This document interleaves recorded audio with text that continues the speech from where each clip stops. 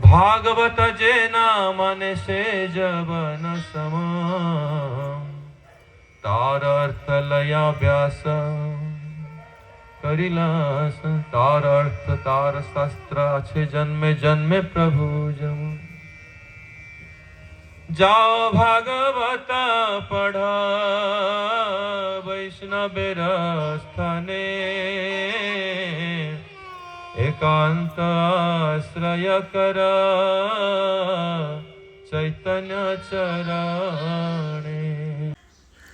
सर्वांनी जाऊन माझ्या चॅनलला सबस्क्राईब करा।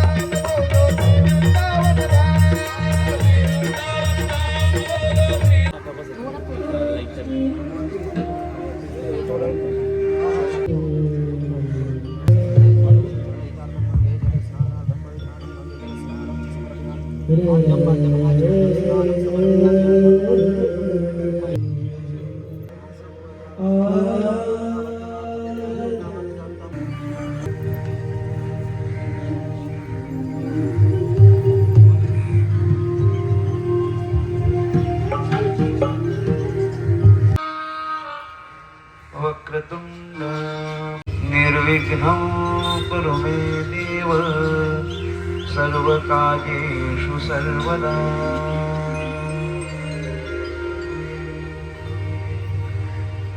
ध्येयं सदा परिभवाग्नमभीष्टदोहम्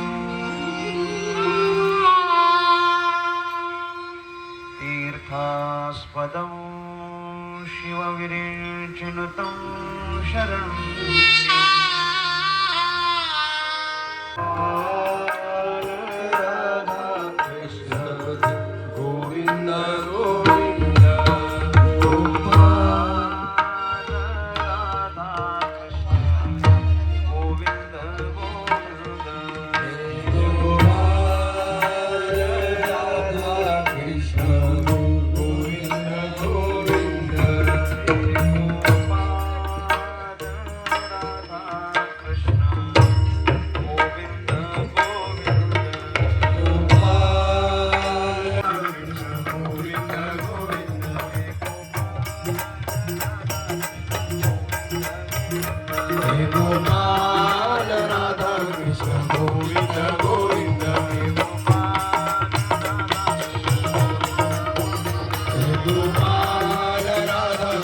गोविंद गोविंद जय गोपाल राधा कृष्ण गोविंद गोविंद कृष्ण गोविंद गोविंद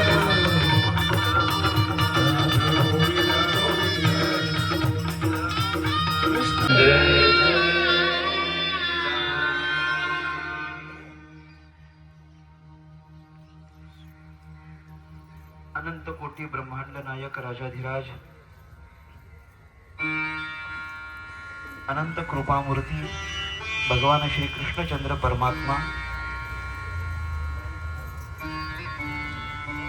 आपणा सर्वांवर कृपेची आणि प्रेमाची छाया ठेवून वर्षाव करणाऱ्या राधाराणी आणि 7 दिवसांमध्ये आपल्याला मृत्यू येणार आहे ही त्याची बातमी त्याला कळाल्यानंतर शाकवाणी त्याला कळाल्यानंतर तो स्वतःला भाग्यवान समजतो. आपण काल याचं चिंतन केलं की तो स्वतःला भाग्यवान समजतो एवढ्या करता कारण त्याला त्याच्या मरणाचा कालावधी माहिती झाला की जो आपल्या कोणालाच ठाऊक नाही आणि आपल्या कोणालाही तो कालावधी ठाऊक नसल्या कारणानं नेमकं आपण काय केलं पाहिजे, किती कालात केलं पाहिजे, कोणती साधना केली पाहिजे आपल्याला ठाऊक नाही. पण परीक्षिताच्या हातात ती संधी आहे आणि म्हणून तो स्वतःला भाग्यवान समजतो की माझ्या हातात 7 दिवस आहेत हे मला माहिती आहे आणि या 7 दिवसात मी भगवंताचं भजन केलं पाहिजे, विरक्त झालो पाहिजे, राज्याचा त्याग केला पाहिजे आणि जे जे करणं उचित आहे ते सगळं राजानं केलंय. क्षणार्धात त्यानं अख्ख्या राज्याचा त्याग करून वल्कल धारण करून तो गंगेच्या किनारी जाऊन बसलाय. परीक्षितासारखा अत्यंत महान राजा जर विरक्त झाला असेल आणि शापानं तो मरणार असेल तर त्याचं मरण नेमका कसं आहे आणि तो 7 दिवसात काय करतो हे पाहण्याकरिता अनेक ऋषीमुनी त्या ठिकाणी उपस्थित झालेत. मंत्र साधना करता येतात, भगवंताच्या नामाचीही साधना करता येते आणि भगवंताच्या रूपाचीही साधना करता येते. भगवंताच्या रूपाची साधना जेव्हा मनुष्य करतो तेव्हा त्या रूपाच्या साधनेला आपण नामचिंतन किंवा नामस्मरण असं म्हणतो. म्हणजे रूपाचं केलं जातं ते स्मरण म्हणा, रूपाची साधना केली जाते त्याला चिंतन म्हणा, नामाची साधना केली जाते त्याला चिंतन म्हणा, नामाच्या साधनेला स्मरण म्हणा किंवा नामाच्या साधनेला भजन म्हणा आणि रूपाची जी साधना केली जाते मग त्याला तुम्ही ध्यान म्हणा. म्हणजे एका वाक्यात सांगायचं झालं तर रूपाचं केलं जातं ते ध्यान आणि नामाचं केलं जातं ते चिंतन. नामाचं चिंतन आणि रूपाचं ध्यान. नामाचं केलं जातं ते चिंतन आणि रूपाचं असतं ते ध्यान. नामाचं असतं ते चिंतन आणि रूपाचं असतं ते ध्यान. नामाचं असतं ते चिंतन आणि रूपाचं असतं ते ध्यान. तेव्हा ना तुम्हाला सवय व्हायला पाहिजे माझी की तुम्ही सगळे बोलल्याशिवाय मी पुढे जात नाही. नामाचं केलं जातं ते चिंतन आहे आणि रूपाचं असतं ते ध्यान आहे.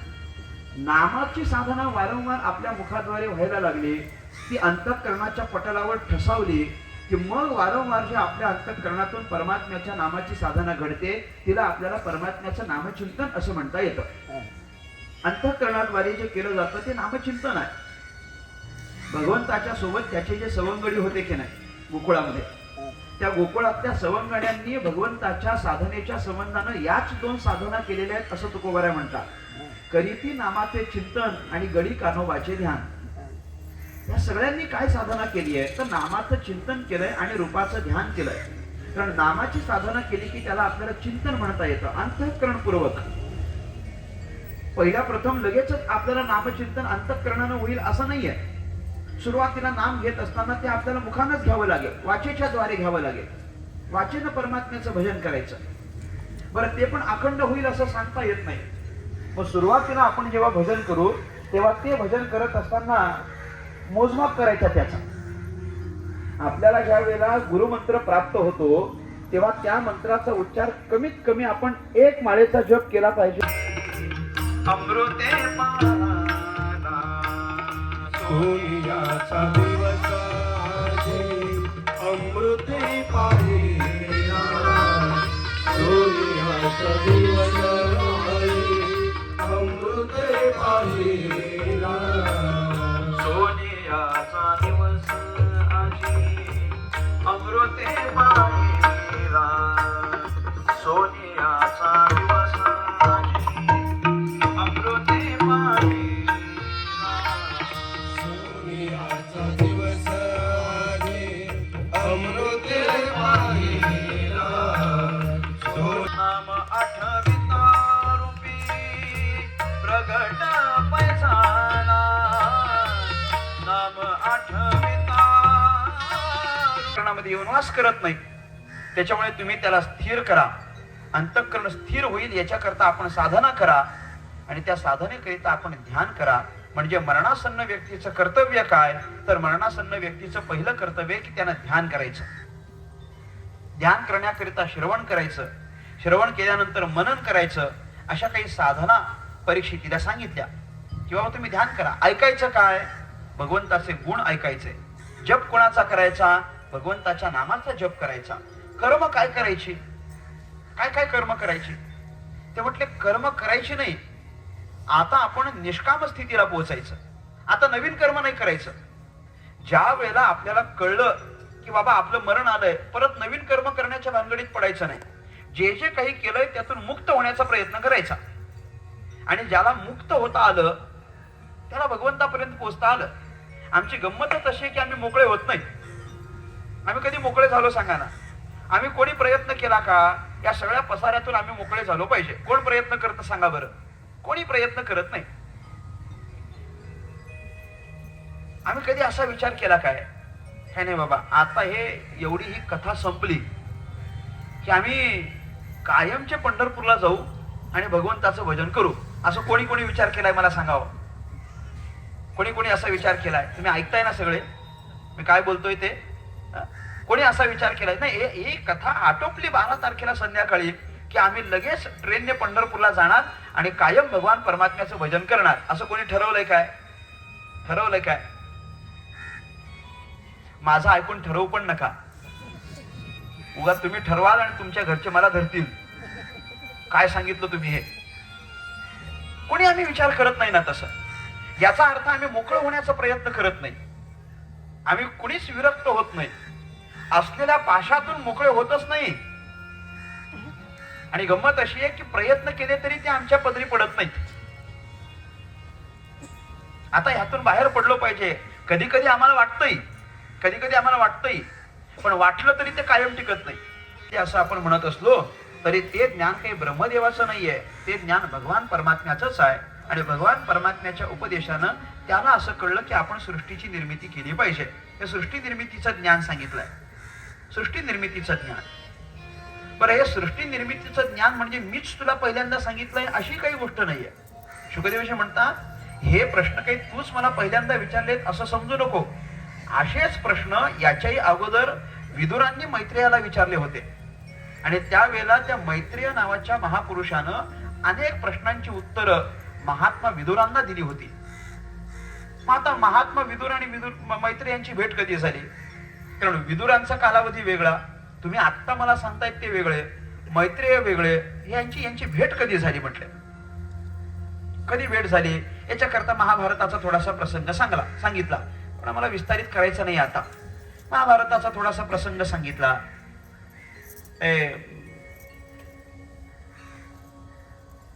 पांडव आणि कौरव आहेत. त्याच्यापैकी पांडव किती आहेत 5 आहेत. आणि कौरव किती आहेत 100 आहेत. आता हे 100 कौरव आणि 5 पांडव याच्यापैकी जेव्हा विभागणी करायची ठरली तेव्हा दोघांना पण काहीसा भूभाग येईल अशा पद्धतीची विभागणी करायची ठरली. काहीसा भाग पांडवांनाही मिळावा आणि काहीसा भाग कौरवांनाही मिळावा. कौरवांचा भाग कौरवांना मिळावा असं कौरवांना वाटत होतं. तुम्ही ऐकताय ना. कौरवांचा भाग कौरवांना मिळावा असं कौरवांना वाटत होतं. पण पांडवांचा भाग पण कौरवांनाच मिळावा असं कौरवांना वाटत होतं. मी परत बोलतो. कौरवांचा भाग कौरवांना मिळावा असं कौरवांना वाटत होतं. पण पांडवांचा भाग पण कौरवांनाच मिळावा असंही कौरवांनाच वाटत होतं. याचा अर्थ काय आहे. आपलं आपल्याला मिळावं असं त्यांना वाटत होतं आणि दुसऱ्याचं पण आपल्यालाच मिळावं असंही त्यांनाच वाटत होतं. म्हणजे एका वाक्यात बोलायचं झालं तर दुसऱ्याचं पण आपल्यालाच मिळावं असं ज्याला वाटतं तो कौरव. इतकं सोपं आहे. दुसऱ्याचं पण आपल्यालाच मिळावं म्हणजे माझं तेही माझंच आणि तुझं तेही माझंच असं तुम्ही म्हणा. तुझं ते पण वास्तविक नियम काय आहे? माझं ते माझं आणि तुझं ते मी तुम्हाला सांगतो. गोविंद गोविंद गोपाल नंदना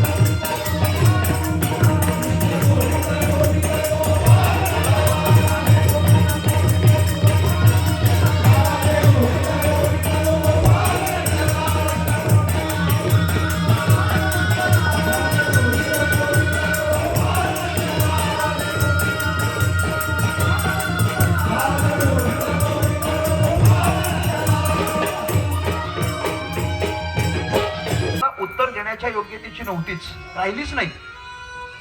कारण प्रत्येक वेळेला कृष्णाचं नाव जे कानावर पडलं की नाही, त्याच्या माध्यमातून त्या उद्धवाच्या अंतःकरणाची स्थितीच अशी झाली होती की कंठी प्रेम दाटे, नयनी नीर लोटे, हृदयी प्रगटे रामरूप, अशी स्थिती झाली होती.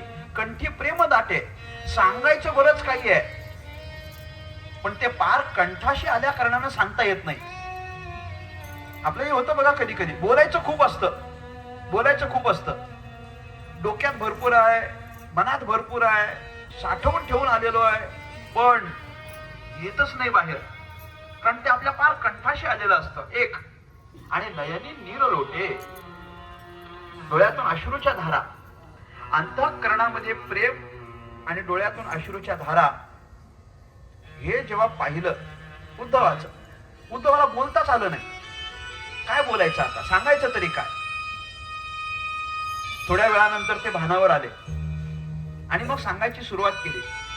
आणि उद्धवानं पहिलंच वाक्य वापरलं, तुम्ही क्षेम कुशल विचारलं, पण आतापर्यंत आमच्या या सगळ्या नगरांमध्ये सगळं कुशल मंगल असण्याचं एकमेव कारण होतं ते म्हणजे कृष्ण परमात्मा. तेच निजधामाला निघून गेले, आता काय कुशल असणार आहे म्हटलं. देवच निघून गेले. आनंद कंद असलेला जो परमात्मा आहे तोच निघून गेला, आता आनंद राहणार कुठून. चैतन्यच निघून गेलं, गाभाच निघून गेला, भगवंत आपल्या निजधामाला गेले. बरं नुसते गेले नाहीत, सगळ्या यादवांचा नाश करून गेले. मग अमुक अमुक प्रकार घडला, असं असं त्यांच्यामध्ये भांडण झालं, असं असं त्यांच्यामध्ये युद्ध झालं. त्या माध्यमातून अनेक यादवांचा नाश केला. काही काही यादव द्वारकेला ठेवले, त्या यादवांच्या रक्षणाकरिता अर्जुनाला तिथं ठेवलं, वगैरे वगैरे ही सगळी कथा सांगितली. त्या सगळ्या कथेचा विस्तार 11व्या स्कंदामध्ये येतोच पुन्हा. ही महत्वाची गोष्ट विदुरा करता उद्धवांनी सांगितली ते असं आहे की भगवंतानं जाता जाता मला ज्ञानाचा उपदेश करून गेले. हे विदुराला महत्वाचं आहे. आपण म्हटलं ना, महात्म्याकडून काय पाहिजे? ज्ञान पाहिजे. जाता जाता मला ज्ञान सांगून गेलेत. का ज्ञान सांगून गेलेत? का ज्ञान सांगून गेलेत? अरे ज्ञान सांगण्याकरता उद्धवाची निवड केली. सगळ्या यादवांना जर भगवान परमात्मा घेऊन गेले असतील तर मग तेवढं उद्धवालाच का बरं ठेवलंय? परीक्षितीनं प्रश्न केला होता, तेव्हा उद्धवालाच का ठेवलंय? बाकी सगळ्यांना घेऊन गेले, मग उद्धवाला का ठेवलंय? ते म्हटलं एवढ्या करता ठेवलंय कारण कृष्ण परमात्म्याला माहिती होतं की मी आता इथून जर निघून गेलो तर ज्ञान कोणाच्या आश्रयानं राहील. ज्ञानासाठी कोणाला तरी ठेवलं पाहिजे ना, प्रसारित झालं पाहिजे, त्याच्याकरता कुणाला तरी ठेवलं पाहिजे. मग कुणाला तरी ठेवलं पाहिजे, कुणालाच तरी ठेवून नाही चालणार, मग ते उद्धवाला ठेवावं. म्हणून ते ज्ञान सगळं उद्धवाला देऊन उद्धवाला त्या ठिकाणी ठेवलंय आणि उद्धवाला ज्ञानोपदेश केला. उद्धवानं सांगितलं की जाता जाता भगवंतानं मला सगळं ज्ञान देऊन गेले. लक्षच करत राहिले, दुर्लक्ष, आपण त्याला इग्नोर म्हणतो. देवाने इग्नोर केलं, बघितलंच नाही. तर काय करायचं ते तू कर, त्याच्याकडे लक्ष दिलं नाही. जोपर्यंत पृथ्वीची स्थापना भगवंत करत नाही तोपर्यंत लक्ष देत नाहीत. आणि पृथ्वीची स्थापना ज्या क्षणी केली तेव्हापासून जे हिरण्याक्षासोबत युद्ध केलं ते त्याला पराजित करेपर्यंत. याचा अर्थ काय आहे? आपल्या दृष्टीसमोर जर एखादं ध्येय असेल तर त्या ध्येयाची प्राप्ती जोपर्यंत आपल्याला होत नाही तोपर्यंत कितीही कुणी आडवं घातलं तरी त्यांच्याकडे आपण पाहायचं नसतं. हे वराहाकडून आपण शिकायचं असतं. कथेतून शिकायचंय ना, नुसत्या कथा ऐकायच्या नाहीयेत. आपल्याला शिकायचंय त्यातून. प्रत्येकाच्या पुढ्यात काहीतरी एक ध्येय आहे म्हणण्यापेक्षा असलंच पाहिजे. माणसं होत ना आपण, माणसाच्या पुढ्यात ध्येय असलं पाहिजे. ध्येयाच्या शिवाय असलेला माणूस काहीच कामाचा नाही. काय करायचंय त्याला? कुत्र्याला पण ध्येय नसतो आणि जर आपल्याला पण नसेल तर उपयोग काय आहे? माणसाच्या पुढ्यात काहीतरी ध्येय असलं पाहिजे. एका इंग्रजी तत्ववेत्यानं असं म्हटलेलं आहे, दिग्विजय केलं होतं. जेव्हा त्याचं राज्य होतं, दिग्विजय केलं होतं म्हणजे त्यानं अख्ख्या काय त्रैलोक्यावर त्याने विजय प्राप्त केला होता. म्हणजे तो बलवान तर आहेच की नाही. तपश्चर्या करून ब्रह्मदेवाकडून अनेक वर त्याने मागितले होते. मग असा तपस्संपन्न असलेला आणि सामर्थ्यशाली तो हिरण्याक्ष, तो आडवं घालतो, प्रतिबंध करतो, तरी पण भगवंत त्याच्याकडे लक्ष देत नाही. कारण पहिलं कार्य पृथ्वीची स्थापना आहे आणि मनशतरूपेकरिता आपल्या ह्या प्रपंच विस्ताराकरिता एक जागा निश्चित करून देण्याचं कार्य आपल्याला दिलेलं आहे. ते कार्य भगवान परमात्मा पूर्ण करतात आणि वराह अवताराची सिद्धी करून घेतात. काय काम केलं तर पृथ्वीची स्थापना केली. चला इथून पुढे जायचं आहे. पृथ्वीची स्थापना केली. मग हे हिरण्याक्ष म्हणजे कोण बरं? यांच्याकडे ती पृथ्वी कशी गेली बरं? त्यावेळेला जर कुठलीच सृष्टी नव्हती तर मग हे कुठून आले? असे अनेक प्रश्न निर्माण झालेत. कदाचित आपल्यालाही प्रश्न निर्माण होतात. तुम्ही जर म्हणता की आत्ता ब्रह्मदेवानं सृष्टी निर्मितीला सुरुवात केली होती आणि पहिले त्यांच्याकडून मनु शतरूपा आत्ता आलेत, तर मग हे इकडून कुठून आले हिरण्याक्ष हिरण्यकश्यपू? काय आहे, ते पण सगळे तेव्हा होते, पण ते या कल्पातले नव्हते, ते मागच्या कल्पातले होते, पाद्मकल्पातले होते. प्रत्येक कल्प वेगळा आहे की नाही. ब्रह्मदेवाची संपूर्ण आयुष्य मर्यादा, त्याच्यातली ब्रह्मदेवाचा एक दिवस म्हणजे एक कल्प आहे आणि एक रात्र म्हणजे एक कल्प आहे. मग एक दिवस एक कल्प, एक रात्र एक कल्प असं जर असेल तर एका रात्रीमध्ये म्हणजे एका कल्पामध्ये घडलेले जीव वेगळे आणि दुसऱ्या कल्पामध्ये घडलेले जीव वेगळे. आपण कुठल्या कल्पात आहोत आपल्याला पण ठाऊक नाही. मग ते हिरण्याक्ष वगैरे वेगळ्या कल्पातले, पण त्या वेगळ्या कल्पातही त्यांनी ते विजय प्राप्त करून पृथ्वी स्वतःच्या ताब्यात करून घेतली होती. आणि जेव्हा सगळा प्रलय होतो की नाही तेव्हा त्या प्रलय कालामध्ये हे सगळे राक्षस समुद्रात राहायचे म्हणे. आणि समुद्रात राहत असताना आपल्या हातात जी पृथ्वी आहे ती पृथ्वी सुद्धा त्यांनी समुद्रात नेऊन ठेवली होती पाण्यात. म्हणून त्यातून हिरण्याक्षाच्या तावडीतून सोडवून ती भगवान परमात्म्याला वर आणावी लागली आणि त्याची स्थापना करावी लागली. मग हिरण्याक्ष आणि हिरण्यकश्यप कोण आहेत म्हणे, तर हे दोघे पण भगवान परमात्म्याचे पार्षद होते. तुलम न भयम न लज्जा, हे खरं आहे.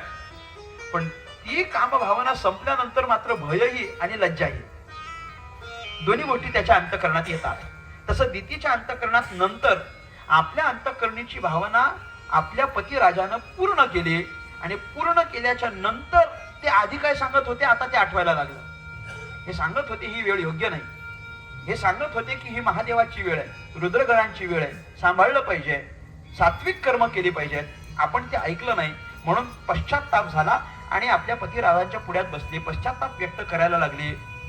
तेव्हा मुनींनी तिला सांगितलं की बाबा आता त्याचा काही उपयोग नाही, हे वाईट कर्म आपण केलं आणि याचा परिणाम सुद्धा आपल्यावर होणार. काय परिणाम होणार?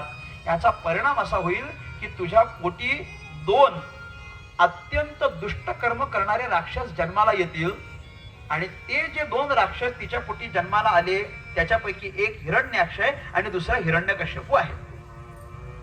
म्हणजे राक्षस जन्माला येण्याकरता पण देवाला तयारी करावी लागली होती. ध्यानात घ्या, सगळी तयारी करावी लागली. साधू पुरुष एखाद्या स्त्रीला बळी पडेल काय मला सांगा? साधू पुरुष.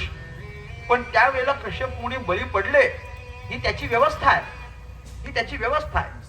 अनेक वर्षांच्या पर्यंत जिनं पातिव्रत्य व्रत सांभाळलेलं आहे ती दिती अचानक उठून कश्यपाला सांगेल काय कामवासना पूर्ण करा? नाही सांगणार. पण ही व्यवस्था आहे ना ते दोघे जन्माला येण्याची, त्याच्यामुळे ती व्यवस्था भगवंतानं करवून घेतली आणि हिरण्यकश्यपू हिरण्याक्षाचा जन्म झाला.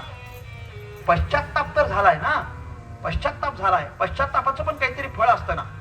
चूक झाली मान्य आहे, गुन्हा झाला मान्य आहे, पण तो जर स्वीकारला आणि पश्चाताप जर केला आपण तर शिक्षा कमी होते. बघा कुणी इथं कोणी वकील आहे का? वकील असतील म्हणा. पश्चाताप केला आणि सांगितलं की आपल्याकडून ही चूकच झाली, मग आता या पश्चातापाचं फळ काय? तर पश्चातापाचं फळ असं सांगितलं की राक्षस 2 जन्माला येतील, बलाढ्य असतील, अख्ख्या सृष्टीला ताप करतील, सगळ्या देवांना सळो की पळो करतील.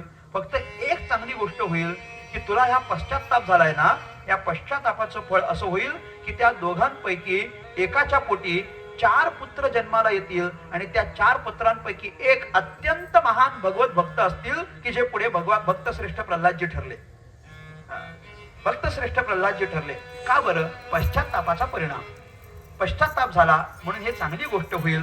पुणे हिरण्यकश्यपूचा तो जन्म, हिरण्याक्षाचा सांगितलेला तो युद्ध.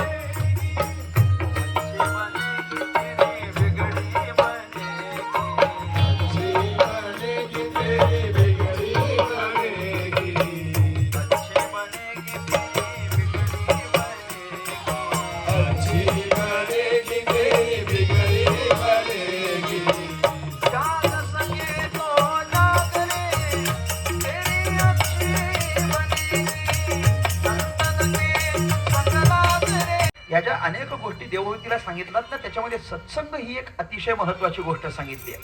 अत्यंत निक्षुण बरेच मला वाटतं अनेक श्लोक या सत्संगावर कपिल भगवान परमात्म्याने खर्च केलेत. सत्संग अतिशय महत्वाची गोष्ट आहे. का महत्वाची गोष्ट आहे? अरे देवाचं महिमान नाही का? आहे. पण देवापेक्षा अधिक ज्यांचं महिमान आहे ना ते संत आहेत. देवापेक्षा जास्त, देवापेक्षा एक पाऊल पुढचे संत आहेत, देवापेक्षा पण पुढचे. मी तुम्हाला एका वाक्यात सांगतो, मी जास्त लांबवत नाही, मी थांबणार आहे पुढच्या 10 मिनिटात.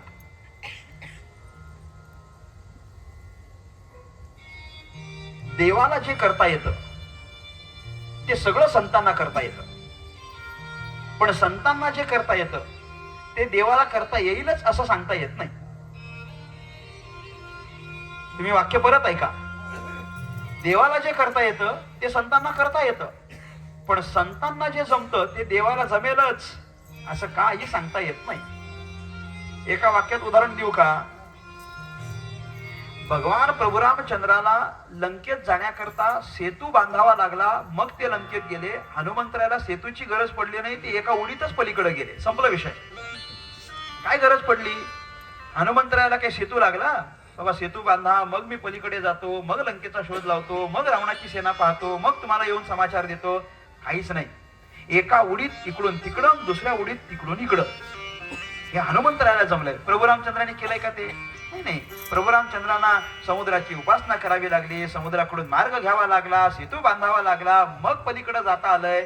म्हणजे एक पाऊल पुढं संत आहेत. संत एक पाऊल पुढं आहेत. त्यांचं महिमान अधिक आहे. राम राम जय जय राम सिया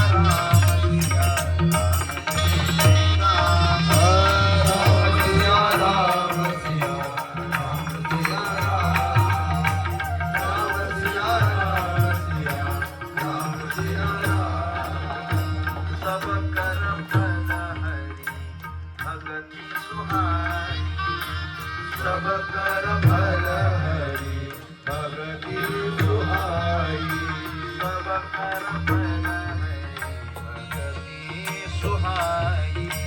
सब कर भल हरि भगति सुहाई.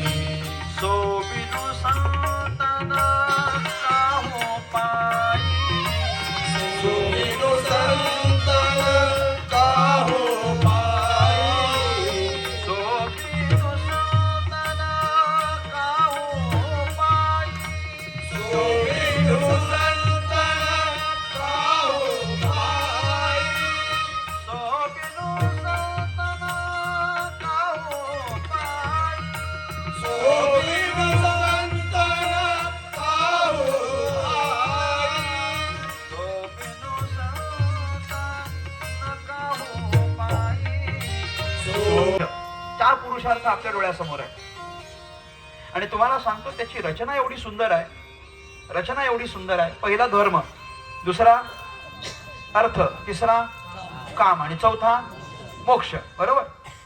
त्याची रचना एवढी चांगली केली आहे की शास्त्रकारांनी अर्थ आणि काम हे धर्म आणि मोक्षाच्या मध्ये ठेवलेत. धर्म, अर्थ, काम, मोक्ष याच्यापैकी आपला परिचय कोणाशी आहे? अर्थ आणि काम. अर्थ माहिती आहे? अर्थ माहिती म्हणजे त्याच्याकरता तर धावपळ सगळ्यांना माहिती आहे अर्थाचा. अरे आम्ही कथेला 7:30ची कथा असताना 9ला का येतो? आम्हाला माहिती आहे 7:30ला कथा सुरू होणार आहे, तरी आम्ही 9ला येतो का? बोला ना, बोला. अर्थार्जन करण्यात आम्ही व्यस्त आहोत की नाही? मग त्याच्यामध्ये आम्हाला वेळ द्यावा लागतो. काय कथेला जरी नाही येता आलं ना, तरी आपलं अंतःकरण कथेच्या ठिकाणी असतं तरी मला वाटतं पुष्कळ झालं, भरपूर झालं. मन कथेच्या ठिकाणी असलं पाहिजे. मन. जय जय श्री राधे, जय जय श्री राधे, जय जय श्री राधे. राधे श्याम, राधे श्याम, राधे श्याम, राधे श्याम, राधे श्याम, राधे श्याम, राधे श्याम, राधे श्याम, राधे श्याम, राधे श्याम, राधे श्याम, राधे श्याम, राधे श्याम, राधे श्याम, राधे श्याम, राधे श्याम, राधे श्याम, राधे श्याम, राधे श्याम. राधे ब्रज जन मन सुखकारी, राधे श्याम श्यामा श्याम. राधे ब्रज जन मन सुखकारी, राधे श्याम श्याम श्याम. राधे श्याम, राधे श्याम, राधे श्याम, राधे श्याम, राधे श्याम, राधे श्याम, राधे श्याम, राधे श्याम. राधे श्याम, राधे श्याम, राधे श्याम, राधे श्याम. राधे श्याम,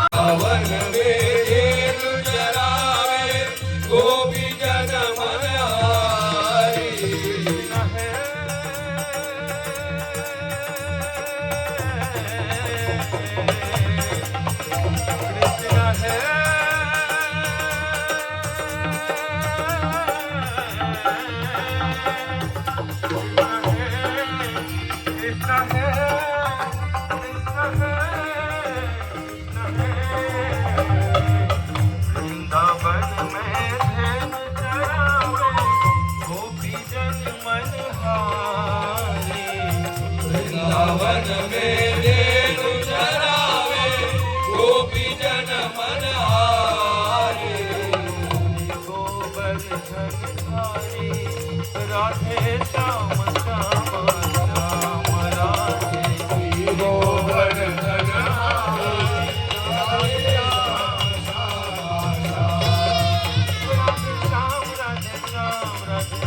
राधे श्याम राधे हरे कृष्णा कृष्णा कृष्णा हरे राम राम राम हरे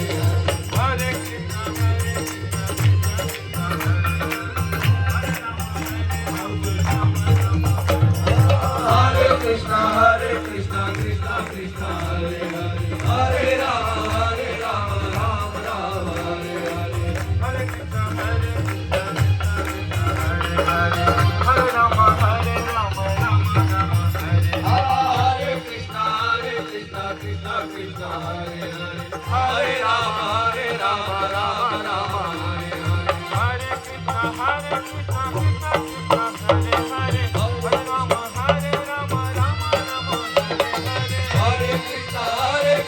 कृष्ण कृष्ण हरे हरे हरे राम राम राम हरे हरे हरे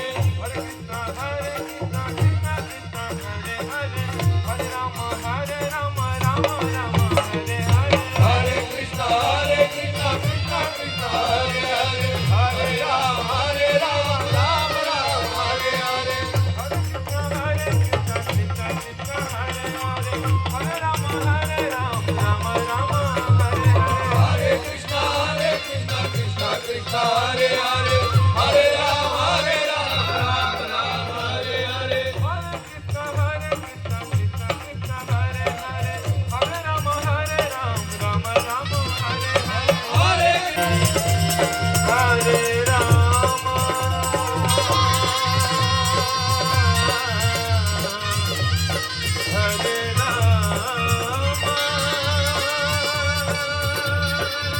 हरे हरे हरे राम राम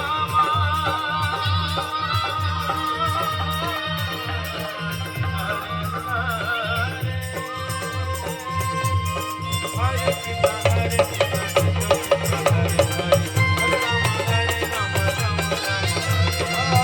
कृष्णा हरे हरे राम राम जय जय श्री राधे जय जय श्री राधे जय जय श्री राधे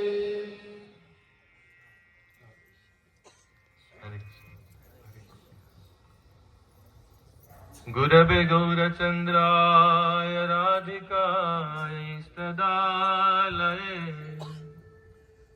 कृष्णाय कृष्ण भक्ताय तद्भक्ताय नमो नमः जय श्री कृष्ण चैतन्य प्रभु नित्यानंद श्री अद्वैत गदाधर श्रीवासादि गौर भक्त वृंद सभी लोग गाइए हरे कृष्ण कृष्ण कृष्ण हरे हरे हरे राम राम राम हरे हरे हरे कृष्ण कृष्ण कृष्ण हरे हरे हरे राम राम हरे हरे महाराज जी के छुकाए तार अर्थ लया व्यास करिल संचय जय सूत्र जय रोक विषय वचन भागवते से रुक श्लोक निबंधन भागवत जे मन से जबन सम तार अर्थ लया व्यास करिलास तार अर्थ तार शास्त्र আছে जन्मे जन्मे प्रभु जम जाओ भागवत पढ़ा वैष्णवेर स्थाने एकांत आश्रय कर चैतन्य चरणे। श्रीमद् भागवतम कृष्ण भक्ति रस स्वरूप, ये चैतन्य चरितामृत में बांग्ला भाषा में है। कृष्ण भक्ति के रस स्वरूप है श्रीमद् भागवत। ये रस स्वरूप क्या है तो मैं तो सिद्धांत में नहीं जाऊंगा, साधारण व्यक्ति सरल शब्द में थोड़ा सा बतलाऊं। श्री कृष्ण भक्ति तो पहले से ही विराजमान है। श्री वेदव्यास जी ने बहुत शास्त्र रचना किया है पहले से, लेकिन वो शास्त्रों को पढ़ करके, जैसे भगवत गीता भगवान ने दी है, भगवान भगवत गीता भी कहे, भगवान की वाणी विराजमान है, वेद शास्त्र सब विराजमान है। इस साधारण व्यक्ति उसको अपने जीवन में उतार नहीं पाता है। कोई व्यक्ति, अनजान व्यक्ति को अगर आप दे देंगे शक्कर, नींबू, पानी, बोले शिकंजी बनाकर लाओ और नमक सब मिला करके, हो सकता है वो नमक ज्यादा डाल दे और शक्कर कम डाल दे और वो शिकंजी और कुछ बन जाएगा। वो रस स्वरूप नहीं बन पाएगा जिसको पान कर सकता है, इसको टेस्ट कर सकता है। श्री कृष्ण भक्ति को रस स्वरूप में प्रेजेंट करना ये नहीं किया था वेदव्यास जी ने, इसीलिए वो उदास थे।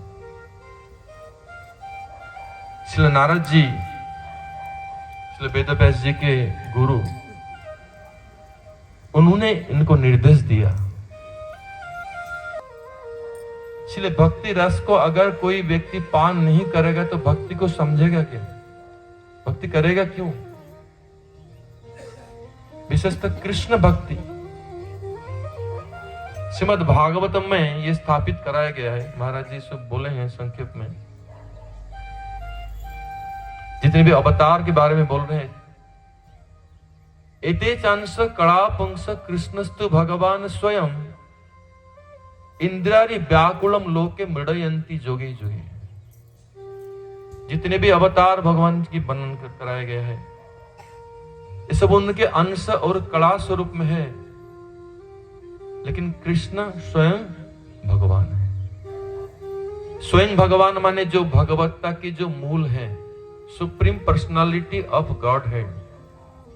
भगवान के बहुत अवतार हैं, लेकिन जो अनादिर आदिर गोविंद वो कृष्ण ही है।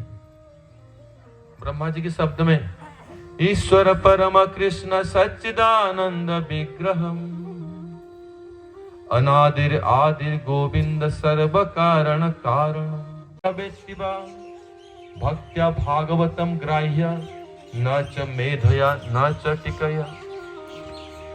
श्रीमद् भागवतम भक्ति के द्वारा ही समझा जा सकता है। कैसे भक्ति? ऐश्वर्य मिश्रा, ज्ञान मिश्रा, कर्म मिश्रा, सकाम भक्ति, ज्ञान भक्ति, ऐसा नहीं। जो विशुद्ध भक्ति है, जो सर्वोत्तम भक्ति, विशुद्ध भक्ति जो ब्रज में विराजमान है, ब्रज गौर प्रेमानंदे हरि हरि बोल।